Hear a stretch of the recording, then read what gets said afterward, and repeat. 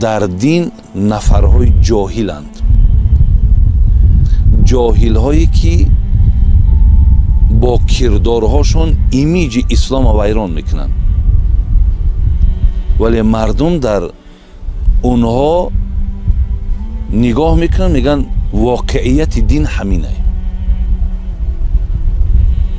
یعنی در اصل اونها حقیقتا دشمن دین به حساب میروند، زیرا که رفتارها و کردارهای اونها هیچگاه با دین موافقت نمیکنند، اگرچه در نظر مردم واقعیت دارد، لیکن در اصل اون نیست. برای همین امروز حقیقتا از نام دین که همه گپ هست دلاور جان، مردم ممکن همین کاهش هایی که در دین ای بین انا همین سرکوبی هایی که در دین ای پشت همین ناخلفا ای، همین سرکوبی هایی که می شود، بسیاری مشکلات هایی که مقصد دین با او روبرو می شود از پشت همین نفرهایی است که وقتی میشینند بسم الله الرحمن الرحیم گفته سر میکنن. شما ببینید مشکل اساسی ما بیسواد ماندن ملت است.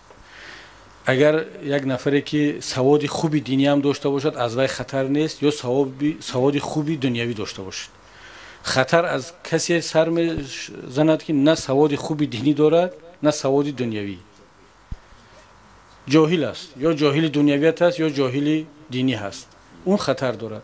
نسل امروزه ما متاسفانه در یک شرایط اکثریت، من نمیگم همه، تربیت شده ایستادن که نه تعلیمات خوبی مکتب میانه را گرفتن، نه دانشگاه، و نه تعلیمات خوبی مدرسه و اسلامی را گرفته ایستادن، در همه حالت میانه هستند. این واقعا خطر دارد. ما سیستم معارف ما باید بهتر کار کند. خب گپ زیاد است، اگر روزی گپ زنم ممکن با ساعت‌ها در این موضوع گپ میزنیم، ولی در مجموع من با شما هم فکر هستم که باید به تربیت جوانان و سوادناک کردن جوانان باید اهمیت بدیم.